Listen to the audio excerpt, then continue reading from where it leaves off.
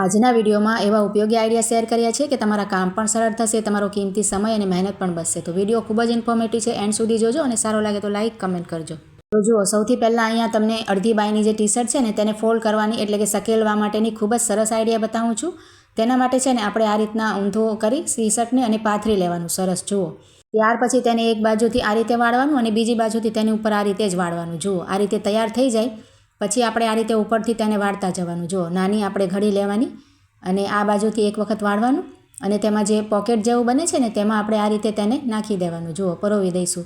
તો આ રીતે તમે ટી શર્ટની ઘડી કરશો ને તો તમારે કપડાં વિખાશે પણ નહીં. ક્યારેક આપણે ઉતાવળમાં કાઢતા હોય અને કપડાં આપણા હાથમાંથી પડી જાય ને તો પણ તમારે એવા ને એવા ઘડી રહેશે. જુઓ, અને ખૂબ જ ઓછી જગ્યામાં આવી જશે. તો આઈડિયા ખૂબ જ સરસ છે, ટ્રાય જરૂરથી કરજો. અને હવે અહીંયા આખી બાયની ટી શર્ટને આપણે ઘડી કરવાની એકદમ સરસ આઈડિયા જોઈશું. તો તેના માટે આપણે ઊંધી કરીને પાથરી દીધી છે ટી શર્ટને. હવે આપણે એક બાજુથી આ રીતે ફોલ્ડ કરી અને એની ઉપર જ આપણે સ્લીવ્સને એટલે કે બાહીને રાખી દઈશું. આ રીતે પાથરી દઈશું અને બીજી બાજુથી પણ એ જ રીતે આપણે સરખું કરી અને બાહીને તેની ઉપર આપણે પાથરી દઈશું. જો આ રીતે તૈયાર થઈ જાય ને ત્યાર પછી આપણે ઉપરનો ભાગ ફોલ્ડ કરવાનો છે, ગળાની બાજુનો, અને નીચેની બાજુનો ભાગ ફોલ્ડ કરી અને ગળાને અંદર આપણે નાખવાનું છે. જુઓ, તો આ રીતે પણ ઘડી કરવાથી ટી શર્ટ જરાય ખુલશે નહીં, એકદમ લોક જેવું થઈ જશે. અને આપણે આ રીતે જુઓ, આપણે ક્યાંક મુસાફરીમાં જવું હોય ને તો બેગમાં પણ સરસ રીતે સેટ થઈ જશે. જુઓ, એકદમ સરસ આઈડિયા છે, ટ્રાય જરૂરથી કરજો. હવે જુઓ, અહીંયા આપણે નાહવાના જે મોટા ટોવેલ આવે છે ને તેને પણ આપણે શું કરવાનું, આ રીતે વચ્ચેથી પહેલાં એક ફોલ્ડ કરી અને પાથરી દેવાનું અને ત્યાર પછી એક બાજુથી આ રીતે કરવાનું અને બીજી બાજુથી તેની ઉપર જ આપણે આ રીતે ફોલ્ડ કરી અને પાથરી દેવાનું. સરસ કરચલી ના રહે ને એ રીતે. અને હવે આપણે આ બાજુથી એક વખત ફોલ્ડ કરશું અને આ બાજુથી એક વખત ફોલ્ડ કરશું અને ત્યાર પછી પોકેટ જેવું તૈયાર થઈ જશે સામસામે. તો એક બાજુ આપણે આ રીતે તેમાં નાખી દઈશું. જો પરોવી દઈશું તો તેની પણ એકદમ ટોવેલની પણ સરસ ઘડી થઈ જશે. એકદમ આપણે રાખેલા હોય ને કબાટમાં આ રીતે કપડાં તો એકદમ ઓર્ગેનાઇઝ રહેશે અને ખુલશે પણ નહીં અને વિખેલા પણ નહીં લાગે. જુઓ, એકદમ સરસ આ પણ આઈડિયા છે. ત્યાર પછી જો આ રીતના આપણે શર્ટ ફોલ્ડ કરવા માટેનો આઈડિયા જોઈશું. તો આપણે ક્યારેક આપણે નાની બાળકીઓ જે હોય છે ને તેમને શર્ટ ફોલ્ડ કરતા ના ફાવે. તો તેના માટે છે ને આ રીતના કોઈ ચોપડી કે પુઠ્ઠું હોય ને આ રીતે ચોરસ, તેને આપણે આ રીતે ઉપર રાખી દેવાનું. પાછળની ભાગે સરસ પહેલાં પાથરી લેવાનું અને આ રીતે પુઠ્ઠું રાખી કોલર પાસે ઉપર અને ત્યાર પછી તેમને આ રીતે કરવાનું. તો એક બાજુથી બાહીને આ રીતે સેટ કરી અને સરસ આપણે ફિનિશિંગ આવે એ રીતે પાથરવાનું અને ત્યાર પછી બીજી બાજુથી પણ આ જ રીતે આપણે કઠણ હાથે, જુઓ આ રીતે જરાક કઠણ હાથે કરશું તો સરસ ઘડી થઈ જાય.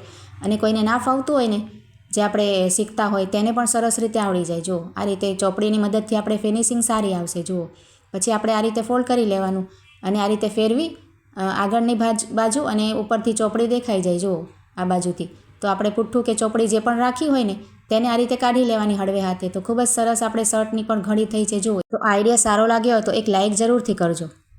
હવે ત્યાર પછી શર્ટને ઘડી કરવાની બીજી રીત બતાવું છું. તો તેના માટે શર્ટને આ રીતે ઊંધું પાથરી લેવાનું. જુઓ, આપણે જે મિસ્ત્રી કરતા હોય ને ઊંધું પાથરીને એ જ રીતે પાથરવાનું અને પહેલાં છે ને તેની જે બાંય છે ને, જુઓ એને ઉપરના ભાગે આ રીતે સેટ કરવાની, એક રાખવાની અને તેની ઉપર બીજી પણ રાખી દેવાની. આ રીતે હવે છે ને અહીંયાથી નીચેથી આપણે શર્ટને ફોલ્ડ કરવાનું છે. જુઓ, આ રીતે અડધું આપણે આ રીતે સેટ કરી લેવાનું અને ત્યાર પછી પાછું એક વખત પાછું સેટ કરવાનું એ જ રીતે. જુઓ, અને આ રીતે થઈ જાય ને પછી આ બાજુથી એક વખત ફોલ્ડ કરવાનું અને આ બાજુથી એક વખત ફોલ્ડ કરી અને એને સામે પોકેટ જેવું નીકળશે એટલે આ રીતે આપણે તેમાં પાછું અંદર પરોવી દેવાનું, નાખી દેવાનું. જુઓ, તો આ રીતે શર્ટની ઘડી કરવાથી ખૂબ જ સરસ પણ લાગે છે અને કબાટમાં કે પછી આપણે બેગમાં પણ રાખતા હોઈએ ને જુઓ તો એકદમ ઓછી જગ્યામાં આવી જશે. ખૂબ જ સરસ આઈડિયા છે.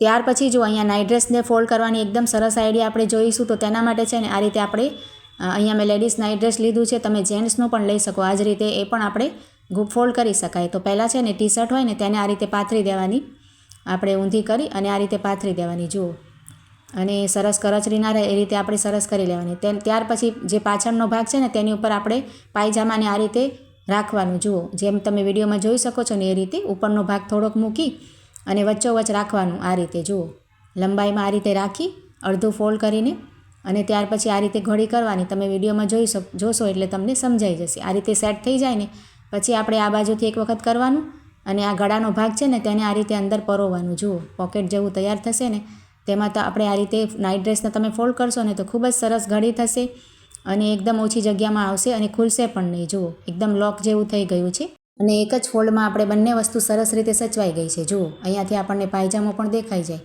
ત્યાર પછી જો આ રીતના આપણે જીન્સ હોય બાળકોની કે પછી લેગિંગ્સ હોય કે મોટાની હોય તો તેને આ રીતે ફોલ્ડ કરવાની. જુઓ, એક બાજુ ઉપરથી આ રીતે ફોલ્ડ કરી અને તેનો એક પાયચો છે ને તેને આ બાજુ કરવાનું, વાળવાનું અને તેને પછી આ રીતે તમે વિડીયોમાં જુઓ એ રીતે આપણે તમે વાળશો ને તો તેની પણ ખૂબ જ સરસ ઘડી થશે, એકદમ પેક જેવું થઈ જશે. જુઓ, ખુલશે નહીં.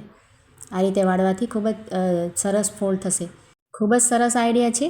અહીંયા આપણે હાફ બાયની જે ગોળ ગળાની ટી શર્ટ છે ને તેને એકદમ નવી આઈડિયાથી આપણે ફોલ્ડ કરશું. જુઓ, આગળથી પહેલાં પાથરી અને આ રીતે એક બાજુ નીચેથી થોડુંક ફોલ્ડ કરવાનું અને હવે તેને છે ને ફોલ્ડ કરીને ઊંધું કરી લેવાનું. આ રીતે આગળથી ફોલ્ડ રાખીને ત્યાર પછી ઊંધું કરવાનું અને આ રીતે પછી પાછળથી એક બાજુ વાળી, જેમ આપણે વાળીએ છીએ એ જ રીતે બંને બાજુથી વાળી દેવાનું. જુઓ, આ રીતે તૈયાર થઈ જાય ને પછી આપણે શું કરશું કે તેને આ રીતે ઉપરથી લેશું. જુઓ, અને હવે બીજી વખત પણ આ જ રીતે લેશું અને તેને ઊંધી કરી નાખવાની. આ રીતે તૈયાર કરી અને તેને ઊંધી કરશું ને તો આ બાજુ તમારે જુઓ આ રીતે પોકેટ જેવું નીકળશે.